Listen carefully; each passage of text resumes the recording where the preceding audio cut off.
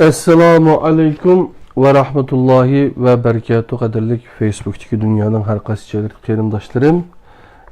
Bugün tedbiriyel sin dersleri 71. dersimizde yani bu Stephen Covey'ninki ünümdar kişilerinin 7 adeti degan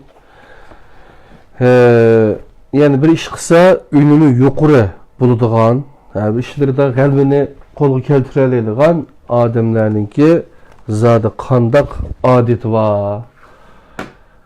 Bularınki 7 xisleti zadı nime? Bu toğruluk yazılgan dünyada en köp setilgan kitap, köp tırlağı tercüme kılıngan. Erkin Sıdık akimizdeki derslerden o yazgan kitaplarını bu 7 xislet nime kılıp ötülgen, tılgı elinip ötülgen. Qaraydigan bolsak, bu birinci adet nimeken dese aktif ve teşebbüskar bol. Yekkinin nepto birinci adet aktif ve teşebbüskar bol. Yekkinin arzu prinsipi. Yani bir adamınki yekki şahsi kolektif alet demez. Arzu prinsipi teşebbüskar buluş, aktif buluş. Ama şu adamı otaldırdıgan, aktif kıldığan nesi nimiken desek bunundaki mühim xisletler, adetler bakem şularını birlikte ügünüp kilovatkan kadarlı kerindaşlar. Ya ondan başka biz aldığımız yıllarda tercüme kılıp takatkan menfaatçı kitap baktı. Qaysı kitaptı? Pasif yaxşıdın, aktif yaxşığa degan kitap. Şunun da körüp alsanlar buldu. Ondan başka bu kitaptan birinci adet alakadar ötken saat başlagan tok bu saat bunun devamını birlikte ügünüp ütümüz canım dostlar. Bugünkü asası temimiz nimiken dese insaniyet cemiyetiga nispeten toktavsız izlenip hayatının kıymetini yükseltirişten mu artık xuşallık bolmamız gerek degan bir kiri söz. Bunu Henry David Thoreau Amerikalik edip peylasop etkan sözken. Endi bu derste davamı bu birinci adetinin davamı dikkat çemberiki ve tesir dairesi, tesir çemberiki. Ondan başka bivasıta kontrol kılış, vasıtılık kontrol kılış ve kontrol kılalmaslık. Out of control. Tesir çemberiki dairesini kengeytiş. Ondan başka mübada koşturdak şeyde ya ki men kılalmayman koşturnak şeyde bu sözden kanda bir zine ba. Onundaki meselenin yeni bir tarifi mukarrer netice. Bir gibini koşsa iki degenge okşaş. Ehdi kılış ve ehdide turuş. Ondaki aktif teşebbüskar buluşka ait aylık tecrübe. Geçiyorlar. Aktif teşebbüskar buluşka ait. Birinci adetki ait aylık netice. Paydalık körsetmeler. Şunun olan bu bizdeki birinci adetimizge ait mezmunlardı. İki derste ügünüp ötken bulurkenimiz bugünkünü koşkan çağda. Onun dinkin 72. derste inşallah 4. bab 2. adet nişanlık iş başla. Çokumsunun bir nişanın bolsun. Hedef. Öz üzünü yitekleş prinsipi degende inşallah kiler saatte birlikte ügündikemiz. Allah'ız kırımdaşlar men ilkiramdan çekinime bu yerde dersinin asası timesini koyup koydum, yazıp koydum. Aşağıdan yeni kigen kırımdaşlar takip kılvasanlar buludu.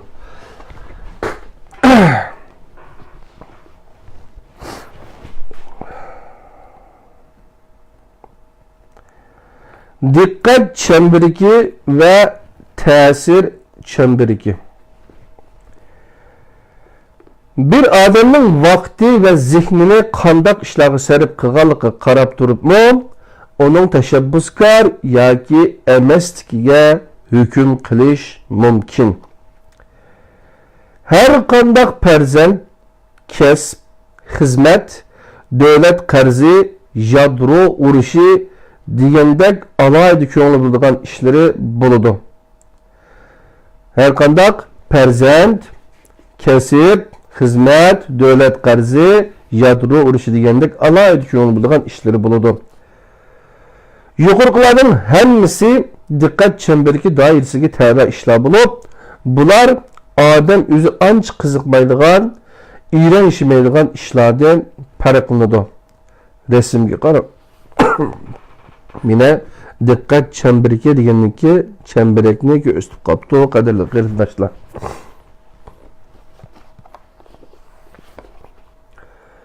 Diqqat chemberiki ichidagi ishlarning ba'zisi insonning kontrol doirasida bo'ladi. Ba'zilari insonning kontrol doirasidan halqib ketgan bo'ladi. İnson kontrol qila oladigan doiradagi shaylardan tuvandagi rasmda ko'rsatilgandek nisbatan kichik ta'sir chemberiga shakllanadi.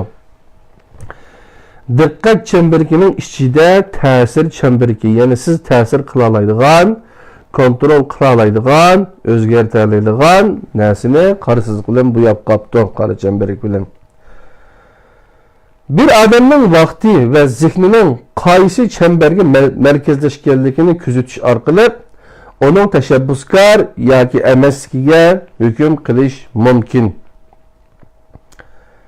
Aktiv, tashabbuskor kishilar diqqatini ta'sir chemberiga doirasiga qaratadi.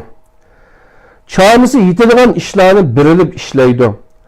Ular ichki harakatlantirgich kuch, tashabbuskorlik yordamida ta'sir chemberigini to'xtovsiz turda kengaytib boradi. Qarasanglar, bu chemberek to'rt tarafga o'q yog'i o'xshash yeyilib kengayishga qarab harakatlanganligini ko'rsatib turibdi. Aksice pasif kişiler bütün zihnini dikkat çemberikiga qaratib oladi. Hadisala başkalarının kemçiliki, muhit meselesi veya ki özünün qurbi yetadigan dairesinden halqib ketgan ishlarga esilib oladi. Tashqi omillardan imkoniyati yetmaydigan, og'rinib, yani imkoniyati yetmaydigan tashqi omillardan og'rinib, o'zlaridagi pasiflikqa bahona sabab izlaydi. Natijada xato nuqtai nazar pasiflikqa elib boradi. Bununla yana o'z imkoniyat doirasidagi ishlarga sal qarash qo'shilib, ta'sir chemberikining kun sari tariyishini keltirib chiqaradi. Qarab bakinglar, bu chemberekda ta'sir dairesininki tariyish kichiklab, mijilib, cho'ng diqqat chemberikining ichida ta'sir chemberigi kichiklab mangibdi. Diqqat chemberigini markaz qilsak, tashqi omillarning, ya'ni sharoitlarning qopqiniga tushib qolamizda, ijobiy o'zgarish yasay olmaymiz. Kitobning bosh qismida o'g'limning maktabda boshqalarning masxarasiga qolganligini so'zlab o'tgan edim. Ayni vaqtda Sandra ikimiz o'g'limizning kamchiligi tufayli sabablik boshqalarning uni mansitmay qo'yishidan ansirgan ekanmiz. Kim bularning hammasining diqqat chemberiga doirasidagi masalalar ekanligini, chamberakni markaz qilganligimiz tufayli masalani hal qila olmay qolmay, aksicha o'zimizga texnik ko'p besim paydo qilib olib, o'g'limizning tayinish psixikasini ziyoda kuchaytirib etganligimizni bayqadik. Shuning bilan nazarimizni ta'sir chemberiga qaratib, tafakkur ramkimiz haqida fikr yurgizdik. Bunun darvaqa unumi bo'ldi. Biz tashqi omillardan g'am andish qilib o'tirmay, ishni o'zimizdan boshlay olsaklar, türlük tosalgılarını yengileydiganligimizni to'nib yetdik. Odam bilan odamning martabasi, boyligi, roli, kishilik munosabati o'xshamaydi. Shu sababli ma'lum ahvolda bir odamning diqqat chambariki ta'sir chambarikidan kichik bo'lib qoladigan ahvollarmi ko'riladi. Albatta, bu shu odamning hukm qilish iqtidori ojiz, yiroqni ko'rolmaydigan passiv shaxsiyatchiligi tufayli sababli nazarini diqqat chambariki ichiga qaratib olganligining natijasidir. Aktiv, tashabbuskor kishilar o'zlarining ta'sir kuchiga ko'ngilishiydi. Lekin diqqat chambarikiga texmi bak ahamiyat beradi-da, o'zining ta'sir kuchini texmi jari qildira oladi. Diqqat chambariki. Qaranglar qarindoshlar. Odam bilan odamning martabasi, boyligi, roli, kishilik munosabati o'xshamaydi. Shu sababli ma'lum ahvolda bir odamning diqqat chambariki ta'sir chambarikidan kichik bo'lib qoladigan ahvollarmi ko'riladi deb diqqat chambariki bo'sh, hech nima yo'q. Barliq kuchini o'zining kuchi yetmaydigan sirtdagi tashqi omillarga diqqat chambariki kichik bo'sh qolgan, ta'sir chambariki sirtida qolgan degandek uchun. Albatta, bu shu odamning hukm qilish iqtidori ojiz, yiroqni ko'rolmaydigan passiv shaxsiyatchilik tufaylidan sababli nazarini diqqat chambariki ichiga qaratib olganligining natijasidir. Ya'ni ta'sir chambarikingizga qaratmasdan diqqat chambariki nazaringizni qaratgan bo'g'achqa passiv ahvolga tushib qolasiz. Qo'lingizdan bir ish kelmaydi, u yuk sizni besib oladi degan gap. Bevosita kontrol qilish, vositalik kontrol qilish va kontrol qilolmaslik. Biz duch kelayotgan masalalarni umuman tuvandagidek 3 turga ayirish mumkin. Bevosita kontrol qilg'ili bo'ladigan o'zimizning harakatiga munosabatlik masalalar. Vositalik kontrol qilg'ili bo'ladigan, ya'ni boshqalarning harakatiga munosabatlik masalalar va kontrol qilg'ili bo'lmaydigan, o'tmish va reallik kabi qurbimiz yetmaydigan hodisalar, masalalar. Aktiv, tashabbuskor kishilar bu masalalarni ta'sir chambarikini markaz qilgan asosda hal qiladi. Bevosita kontrol qilg'ili bo'ladigan ishlar. Bunday ishlarni to'g'ri odat yetildirish orqali hal qilg'ili bo'ladi. Bu ta'sir chambariki doirasiga tabidir. Kitobimizdan yakki doirasidagi muvaffaqiyat degan 2-bo'likda muhokama qilingan 1, 2, 3 odat bevosita kontrol qilg'ili bo'ladigan masalalar qatoriga kiradi. Vositalik kontrol qilingan ishlar, qilinadigan ishlar. Bu tig'ma-tig' tirkish emas, o'zaro tushunish, gap o'yintish emas, amaliy ulgu bo'lish degandek ta'sir ko'rsatish usulini o'zgartish orqali hal qilg'ili bo'ladigan ishlar jumlasidandir. Bu mazmun 3-bo'lak kollektiv doirasidagi muvaffaqiyatdagi 4, 5, 6 odatlarda bayon qilingan. Kontrol qilg'ili bo'lmaydigan masalalar. Ya'ni insonning qurbi iqtidori yetmaydigan ishlar bo'lib, bunday masalalar oldida bizning qo'limizdan keldig'ini qisman kamchiliklarni tuzitib, tabassum, samimiylik, muloyimlik bilan reallikni qabul qilishdir. Reallik ko'nglimizga yoqmasimi, temkin muomala qilishni o'rganishimiz kerak. Shundala qurbimiz yetmaydigan ishlarning bizni egallab olishidan, parakanda qilib etishidan saqlana olamiz. Haroq tashlashni targ'ib qiladigan ma'lum tashkilotning o'z a'zolarini ilhomlantirish iltijosi tüvendikidek iken. Ey Tanrım, özgertişki qurbimiz yetmeydigan reallikni xotirjamlik bilan qabul qilishga nisib qilgin. Özgertişki qurbimiz yetadigan ishlarda bizga shijoat ato qilgin. Bizga bularni farqlandira oladigan farosatlik qalb bergin. Mayli bevosita kontrol qilg'ili bo'ladigan masalalar bo'lsin yoki vositalik kontrol qilinadigan masalalar bo'lsin va yoki kontrol qilg'ili bo'lmaydigan masalalar bo'lsin. Bularni hal qilishning tunji qadami yanala imkoniyatimiz doirasidadir.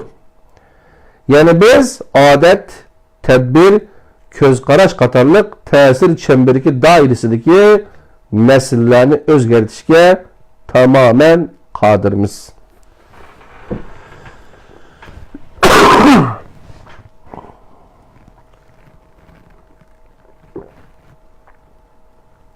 Qadrli qarindoshlar, hozir o'rganayotganimiz Stephen Covey'ninki Önümdar kişilerinin 7 adeti, yani xisleti to'g'riliq kitap. Endi ta'sir chambariki doirasini kengaytirish degan mazmunga keldik. Ta'sir chambariki doirasini kengaytirish. Yaxshi yeri biz muhitga qarata muvofiq inkas qaytarish shaklini tanlaganimizda o'xshashli muhitga bo'lgan ta'sir kuchimizni oshirib bora olamiz. Yaxshi yeri biz muhitga qarata muvofiq inkas qaytarish shaklini tanlaganimizda o'xshashli muhitga bo'lgan ta'sir kuchimizni oshirib bora olamiz. Bu xuddi bir ximiyalik tanlamaga o'xshaydi. Tanlamada ma'lum tarkib o'zgarsa, tanlama natijasida mos qadamda o'zgarish bo'ladi. Bir necha yil ilgari men ma'lum shirkat uchun mulozimlik qildim. Shirkatning bosh lideri avomning e'tirofiga erishgan, zehni o'tkir, o'z sohasining taraqqiyot yo'nalishini to'g'ri mo'lcharlay oladigan istibdod egasi edi. Biroq boshqurishda haddidan ziyoda o'z beshimchi edi. Qo'l ostidagilarga xuddi davlatiga muomala qilgandek takabburlik bilan muomala qilatdi. Onun mundaq muomalasi boshquruvchi xodimlarning rayini suvutib etgan edi. Ular fursat topsalar koridorga yig'ilib olib, bu to'g'riliq qaqshatdi. Anglamoqqa ularning gap so'zlari nihoyat yo'lliqdek, kishiga shirkatning manfaati uchun kalla qatirayotgandek ta'sir bersimi, amaliyotda ularning oyog'i chiqmas og'rinishlari rahbarlikning kamchiligini, o'zlarini mas'uliyatdan qochirishning dastik qilib o'tishdan boshqa narsa emas edi.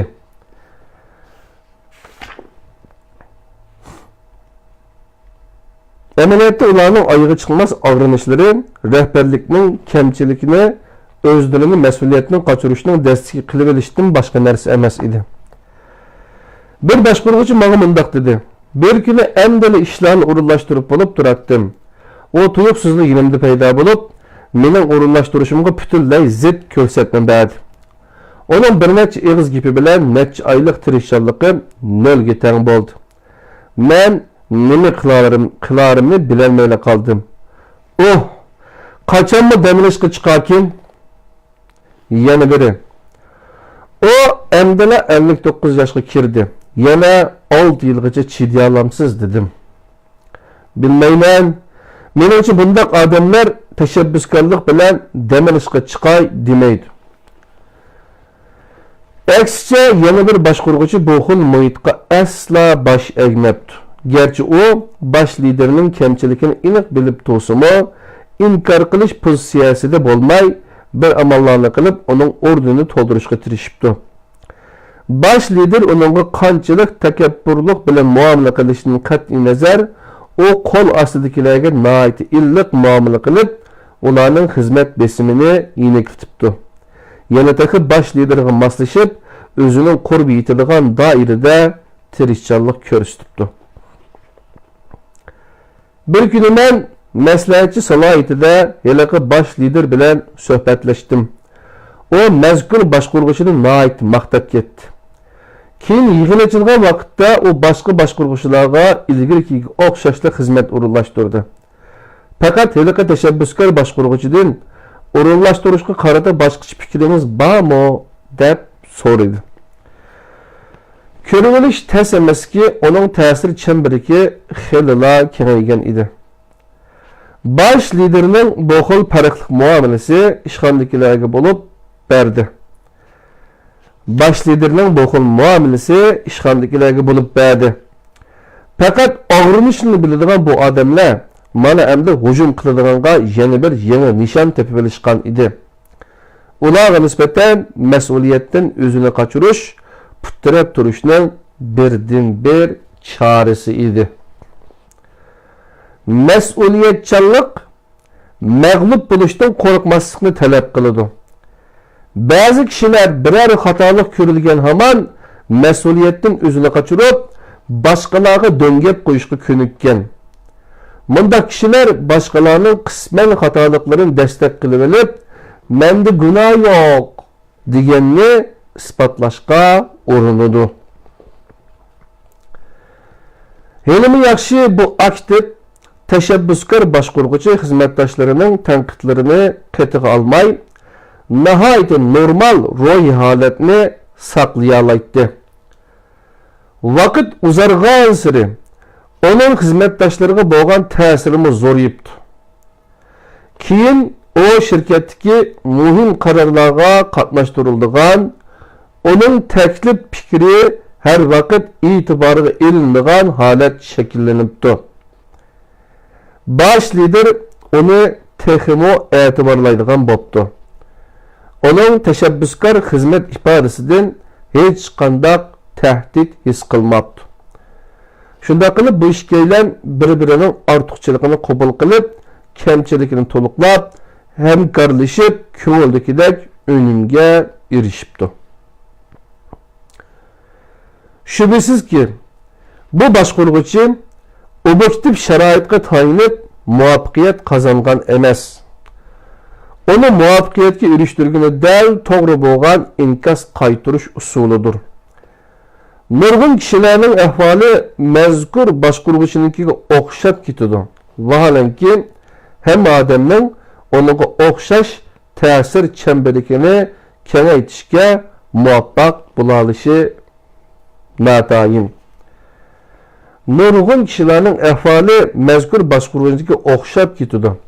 Vaholanki, hamma odamning uninga o'xshash ta'sir chambarligini kengaytirishga muvaffaq bo'la olishi natayin.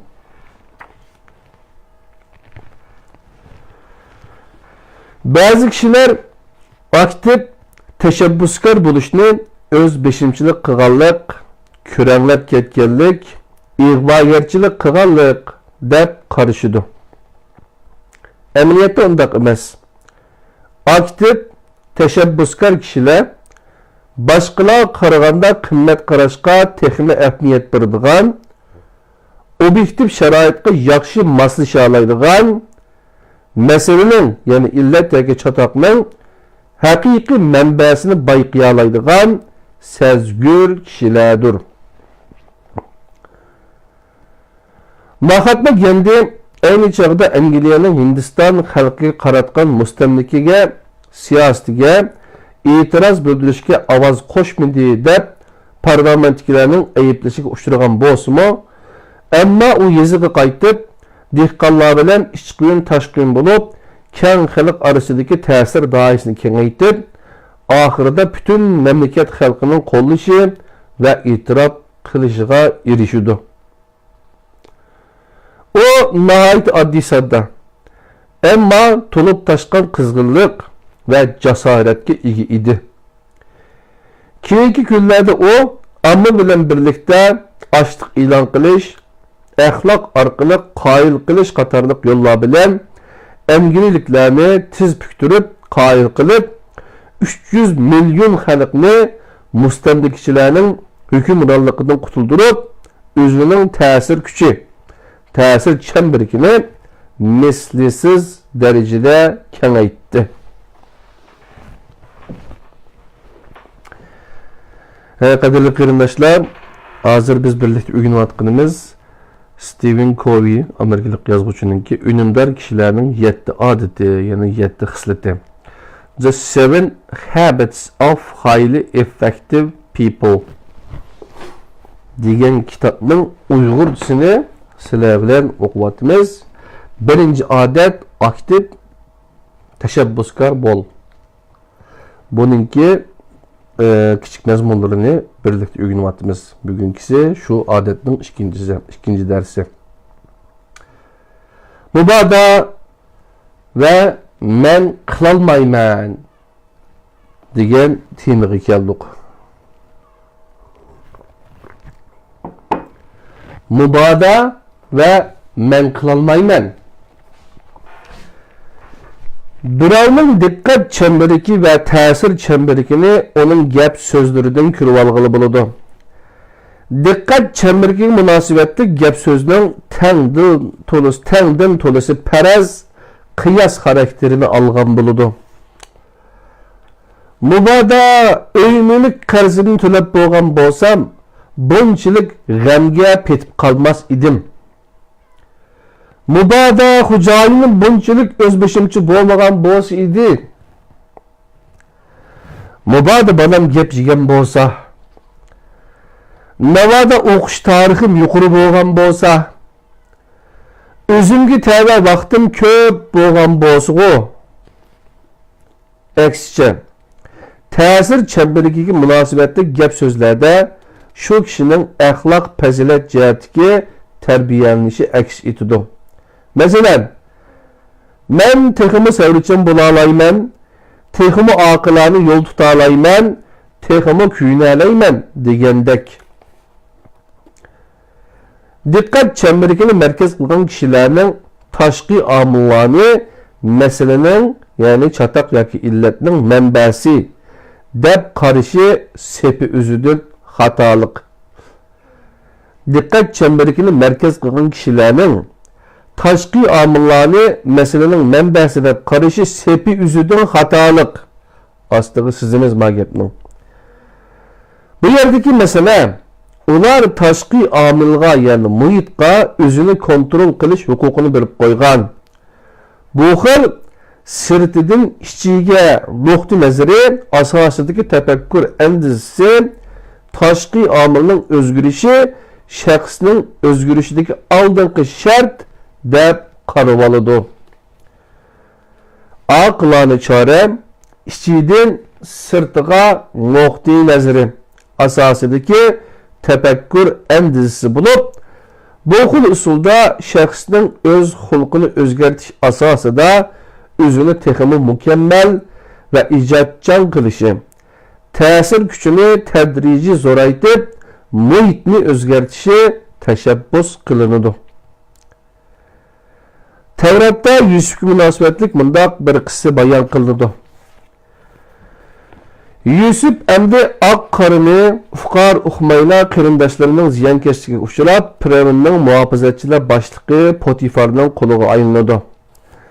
Bunda qismatga yo'liqqan har qanday odamning qalbi o'zini sotgan va qul qilayotgan kishilarga qarata kuchli g'azab, nafratga to'lishi muqarrar. Biroq Yusuf buning aksicha hayotga umid bilan boqadi va o'zini tavlaydi.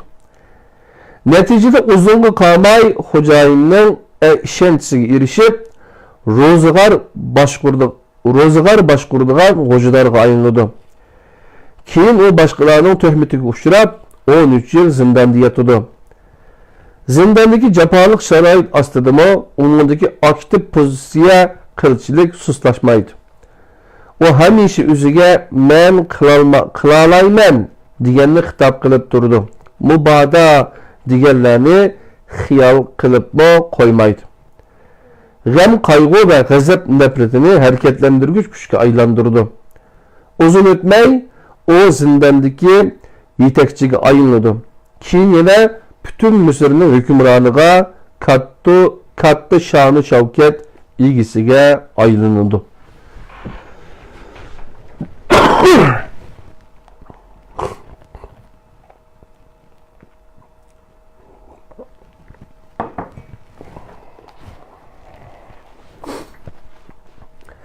Tefekkür endizisini yukarıdaki ünlülük özgertiş her kandak adamның қолыдан келе iş emas. Bunun qaraganda sebepni tashqi sharoit ve aldı kimlerge yüklep koyuş köp asan. Elbette. Vahalenki adam öz hayatıga mas'ul bo'lishi, özü üçün faydalı sharoit yaratish kerak ki, hergizmo hadisila öz ideyasının boyun turuqiga tushib qalmasligi kerak. Nikah munosabatingizga daz ketganda qarish tarafning sevarligiga esilib olsangiz, meseleni hergiz hal qilolmaysiz. Xatolik menda emas deganni targ'ib qiladigan bu xil usul sizning boshqalar tugul o'zingizni qo'g'dashga qodir bo'lolmaydigan bechora bayqush ekanligingizni isbotlab qo'ydi. Birovni to'xtamay ayblasangiz, qarish taraf xatolikni tuzatish u yoqda to'sin, aksicha siz bilan texmo qarshilashidir. Er-xotinlik munosabatni yaxshilashdagi eng unumli usul qurbingiz yetadigan ishlarga qo'l tiqishdir. Mundaqcha aytganda, jo'ringizning inkosining qandoq bo'lishidan qat'iy nazar, o'z xatoligingizni tuzatib, yaxshi vafodor xotin bo'lishga tirishsangiz, qarshi tarafni g'arazsiz suyishingiz va qo'llashingiz kerak. Kuyimchan vafodor xotin bo'lgandan sirt, biz yana yaxshi o'quvchi va yoki ulguli xizmatchi bo'lishga urinib ko'rsak, hech zarari yo'q.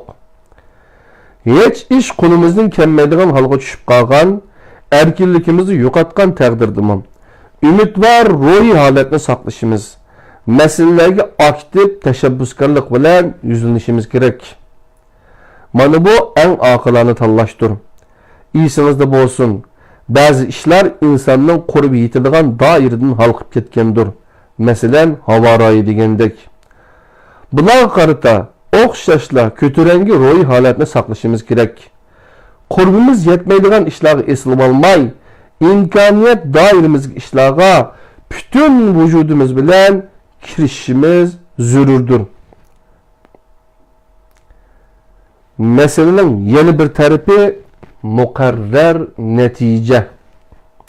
Qadrli qarindoshlar, tadbiriyay sin darsimizning 71-sida Stephen Covey'ning Ünümdar kişilerin 7 adeti, yani 7 xisletini birlikte öğreniyatımız. Bunundaki birinci adet.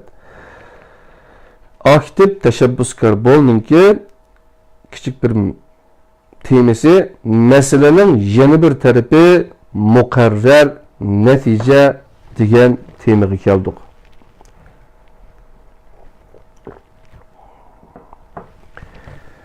Meselenin yeni bir tarafı mukarrer netice. Turmuş merkezini dikkat çemberikinden ta'sir çemberikiga yo'tkashdan avval dikkat çemberiki dairesidagi ikki xil masala, ya'ni ixtiyori tanlashning oqibati va bu jarayonda yuz berish ehtimolligi bo'lgan xatoliklar haqida mulohaza yurgizish kerak.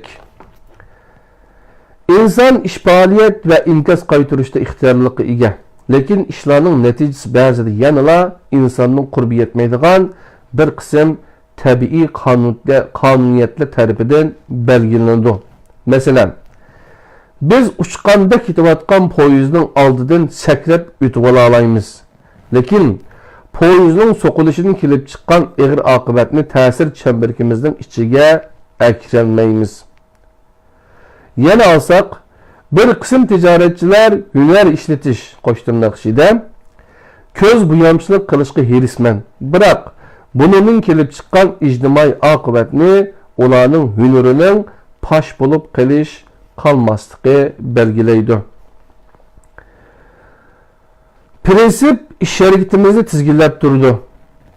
Prinsip bo'yicha ish ko'rish yaxshi natijaga, muxolifatchilik qilish yomon natijaga olib Şunlaşqa bizning tanlash ixtiyorligidan bahramand bo'lish bilan birga kelib chiqqan oqibatga mas'ul bo'lishimizga to'g'ri keladi. Chunki yaxshilik yomonlikqa qo'shkezak. Tayoqning bir uchini ko'tarsang, yana bir uchimi tang ko'tariladi. Prinsip iş hareketimizni tizginlab turdi. Prinsip bo'yicha ish ko'rish yaxshi natijaga, muxolifatchilik qilish yomon natijaga olib boradi. Shuningdek bizning tanlash ixtiyorligidan bahramand bo'lish bilan birga kelib chiqqan oqibatga mas'ul bo'lishimizga to'g'ri keladi. Chunki yaxshilik yomonlikqa qo'shkizak, tayoqning bir uchini ko'tarsang, yana bir uchimi ko'tariladi. Kishilik hayotda xato tanlashdan saqlanish tez. Xato tanlashdan kelib chiqqan oqibat go'yoki bizni qattiq pushaymonga soladi. Vaholanki pushaymonning foydasi yo'q. Yana bir qatim fursat nisb bo'lib qolsa, boshqacha yo'l tutish kerakmi? Qandoqligi haqida o'ylanishlar asqatadigan ish. Aktiv tashabbuskor kishilar o'zgartish imkoniyati yo'q xatoliklarga urib o'ltirmaydi.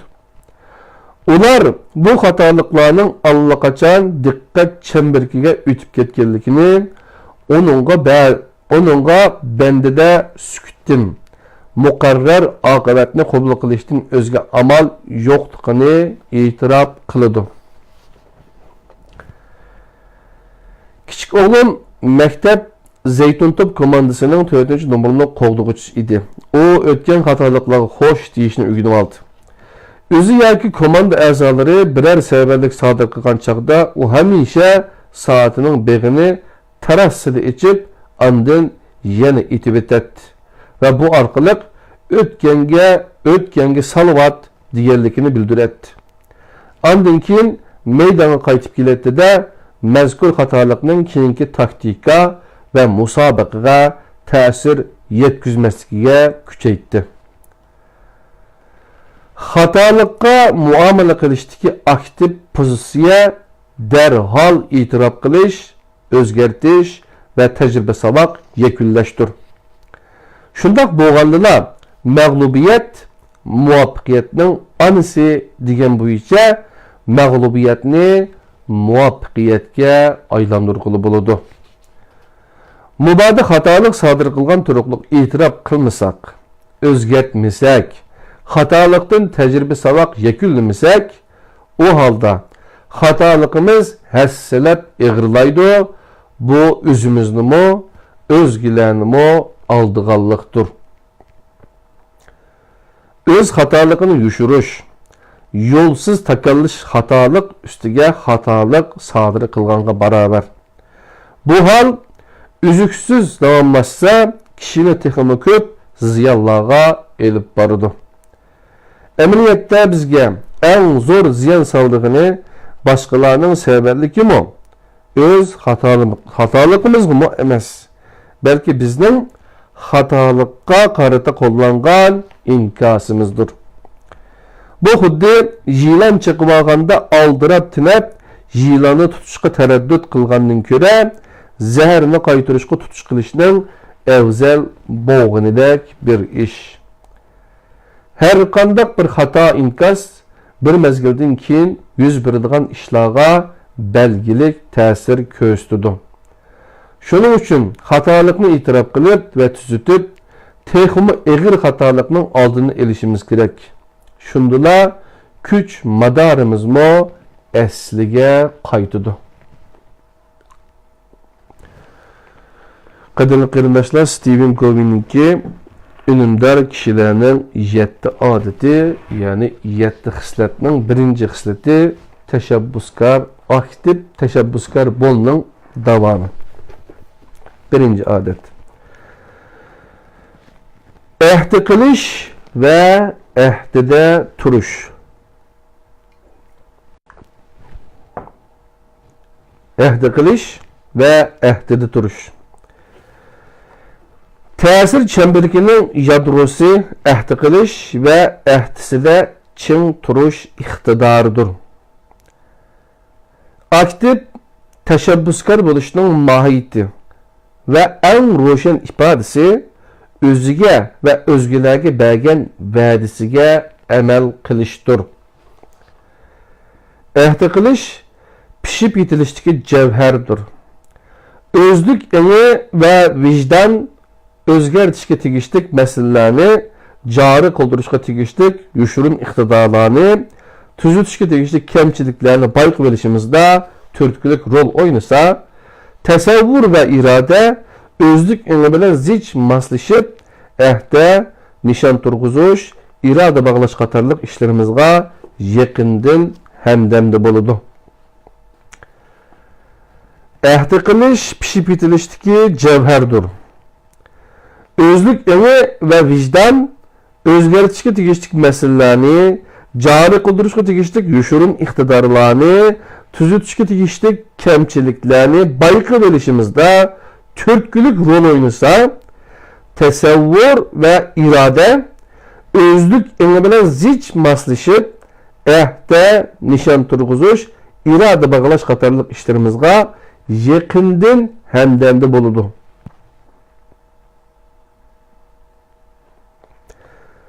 Yuqoriqilar asosida biz ahdi qilish, ahdini ado qilish, nishon turg'izish va uni ishga oshirishdan iborat kishilik hayotni bevosita tizginlaydigan ikki abchil yo'lga erisha olamiz. Ahdi qilish kichik ishdak ko'rinadi. Lekin mushu tunji qadamning o'ng'ishliq basilishi samimiyat yetildirishga intayin foydalidir. Bu bizda o'zimizni tizginlash iqtidori, g'ayrat, shijoat va amaliy kuch borligidan derak beradi. Ahdi qilish va'dasida turish orqasida inovat tiklab, sharaf quchoqlaymiz. Ahdi qilish va'dasida turish orqasida inovat tiklab, sharaf quchoqlaymiz. Ahdi qilish va bergan ahdisiga amal qilish yuqorqi unumlik odat yetildirishning asosidir.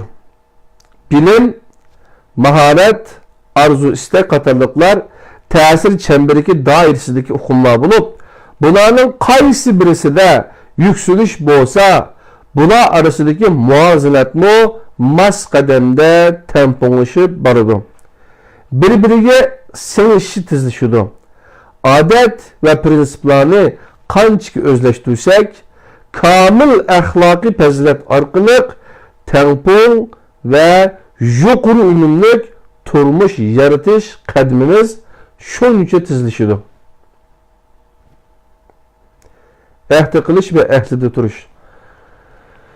Bu haliqi biz musulmonlar odatda bir ish qilmoqchi bo'lsak, inshaalloh deb qo'yamiz. Men bir kichikgina bir xotiramni aytib qo'yay. Men shu Turkiya kelmasdan Suriyadagi vaqtimda Turkiyadagi bir qarindishim bilan Skype'da tanishib qoldim. O yapon tilini yaxshi ko'radigan, Yaponiyaga borganmi, boshqa tijorat qilganmi, shunday birisi ekan. Kim bu men bilan paranglashib, kim mening yaponcha bilganimni o'rgandi, bildi. Undan keyin bir yapon ayolni tanishtirib qo'ydi. Bu yapon ayol kimono ishlab chiqaradigan, shu kimononi yasaydigan saypunlarni maxsus tarbiyalaydigan kimono ustasi ekan. Odatda kimonoda bir milliy xatolik bo'lib qolsa deydi tikishda. O ilovasiz bo'ldi ekanda bu.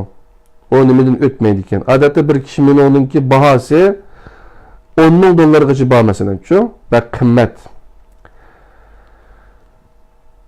Bununla ben bir ishni deb, shunga men inshaalloh paranglashib, inshaalloh deb hisobdim. Degandan keyin bu menga ikkinchi bunday gapni qilg'ichi bo'lmadi dedi. Nimishqa desa, bizning Yaponiyada bu musulmonlar, Pokistonlik, Ironlik yoki boshqa narlardan bo'lsin, ash qilinmaydigan ishiga biz shu inshaalloh degan gapni qatudi dedi. Mesela ertesi yığın var ya ertesi görüşümüz saat mançada geldi inşallah deb qo'ydi, vaqtida kelmaydi yoki bo'lmasa ma'lum bir ishni talab qilsak inshaalloh men qilaman deydi, lekin qilmaydi. Dedi-de bu menga og'ir keldi. Undan keyin bu ayol menga Kurofune degan bir kinoni menga tashkil qildi. Shuni ko'rib baq dedi. Bu ko'p qismliq televiziya teatri ekan. Yaponiyaning 1800-yillarda, 1850-yillar atrofida shu Edo vaqti o'xshaydi, Meijiga o'tish oldidagi, shu vaqtidagi Şu Yaponiyanın sahiliga yaqinlashgan yo'g'on bir Fransiyaning yoki bir davlatninki kimisini ko'rib 3 tane yigitken. Bunun birisi hey mushu kiyimini biz yashsaqchi deydi ekan. Yeni birisi men ashuni ustiga chiqib mana dengizda kelsamchi deydi ekan. Yeni birisi nima degan cho'ng qudratli bir kiyimi bu deydi ekan. Shunga o'xshash. Bir shayga qaratilgan 3 xil pozitsiyani nima qiladigan film ekan. Yaponiyani yuksaltirishninki shu ba'zi nimalarini, prinsip asoslarini, tarixlarini shunday qilgan film ekan. Hammasi ko'rish nasib bo'lmadi. Demak, bu yerda birisiga biz va'da bersak, va'dimizda ching turishimiz kerak.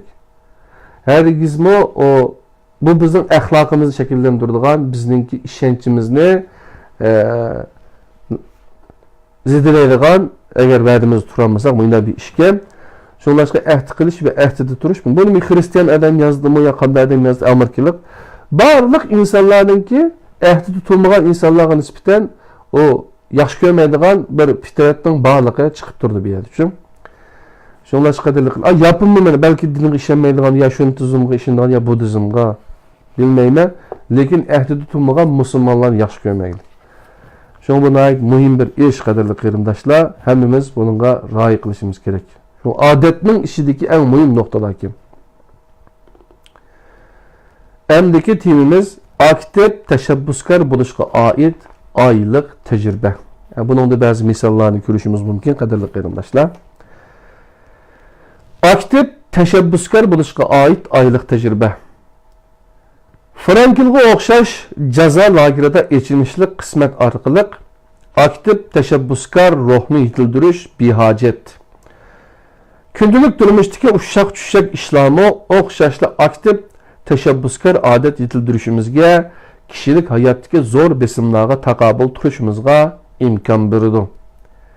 Konkret qilib aytganda, kundalik turmushdagi ahd qilish va va'dani qanday ishga oshirish, qatnash to'silib qilishga qanday muomala qilish, xaridorlarning yo'lsiz talablariga yoki farzandlarning tuzko'rligiga qanday taqobil turish, masalalarga qanday yuzlanish, zihnni qanday ishlarga markazlashtirish, so'zligiga qanday inkos qaytarish qatorliq ishlarning hammasi aktiv tashabbuskar ruh yetildirishga kifoyadir. Yani ataiten bir jazo lageriga sunulib o'tirishning hojati yo'q, yoki shunda bir jazo bo'lsa, shunda bir zulm, besim bo'lsa, hammamiz uyg'onib ketdik deydigan mundaq duoni qilmasligimiz kerak deganga o'xshash gapga ma'qul qarindoshlar. Ko'pchilikka aktiv tashabbuskar bo'lish prinsipini o'z vujudida 30 kun sinab qilib, unumini kuzatishni tavsiya qilaman. Sınav davamında bütün zihninizde ta'sir çemberiga doirasiga qaratib, kichik ishlardan boshlab o'zingizga va'da berib, aminiylashtirish. Boshqalarning hayotlik yo'lini yo'rituvchi mayak bo'lingki, to'g'ri xatoni ayiradigan sotchi bo'lib qolmang. O'z amaliyati orqali ulgu tiklaydiganlardan bo'lingki, qusurchi putaqchilardan bo'lmang. Mesele hal qilguvchi bo'lingki, macera to'ldiruvchilardan bo'lmang.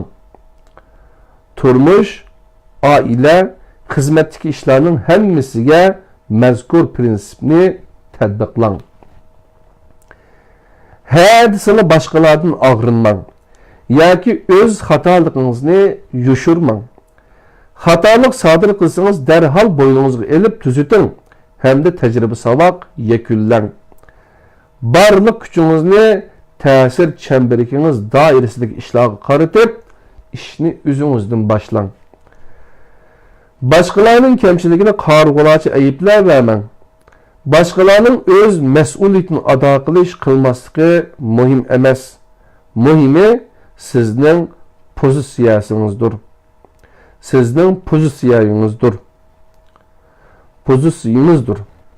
Mubada hamisha çataqning beshi sirtqi omilda qo'shtirnoq ichida çataqning beshi sirtqi omilda deb qarab kelgan bo'lsangiz, undaqda bundaq qarashdan darhol qo'l uzing. Chunki bu shaksiz xato qarashdir. Tanlash imkoniyati bo'lmasa her zaman faydalanın. Bilişiniz gerek ki tanlash imkoniyati kengayishimi, tarayıp ketishimi mumkin.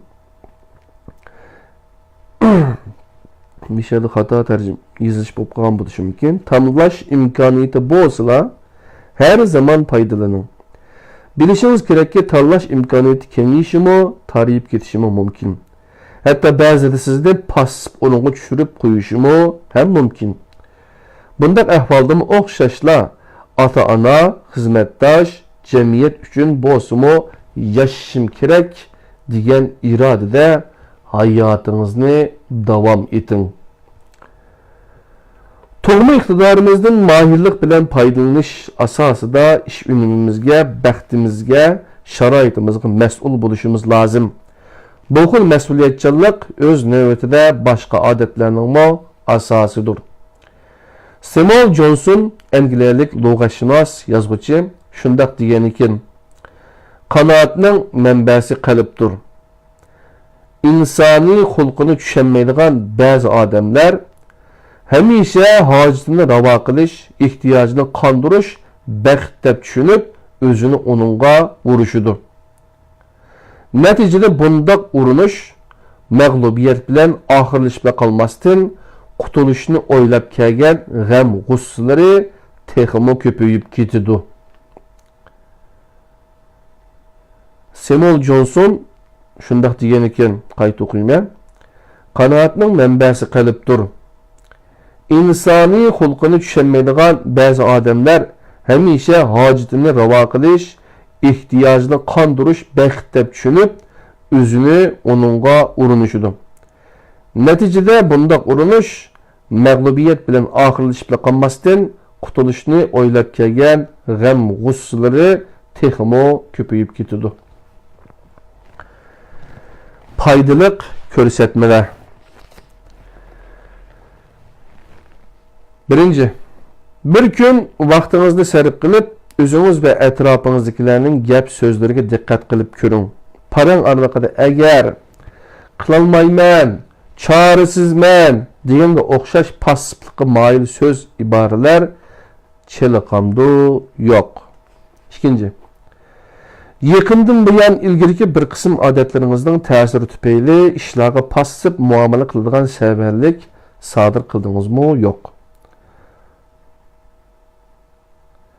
Bu odatlar sizning ta'sir chambargingiz doirasidami qandaq? Bu odatlarni aktiv tashabbuskor bo'lish prinsipi orqali qandaq o'zgartmoqchisiz? Ko'nglingizda buning qarta bir loyiha o'ylab chiqing. G'idiqlash va inkas qaytarish orasidagi bo'shliqqa diqqat qilib ko'ring. Inkas qaytarish usulini tanlash haqida o'zingizga ahd qiling. 3. Xizmat va turmush amaliyot davomida yo'liqqan o'zingiz o'ngishsizlik deb qaragan masaladan birini tepib chiqing.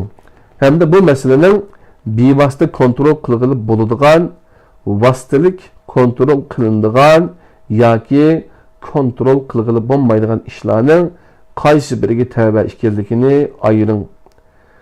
Ta'sir chambargingiz doirasidan mazkur masalani hal qilishning tunji qadamini tepib chiqing hamda uni ijro qilib boqing. 4. Aktiv tashabbuskor bo'lish prinsipini bir oy sinab qilib ko'ring. Bu jarayonda ta'sir chambargingizda qanday o'zgarish bo'ladiganligiga diqqat qiling.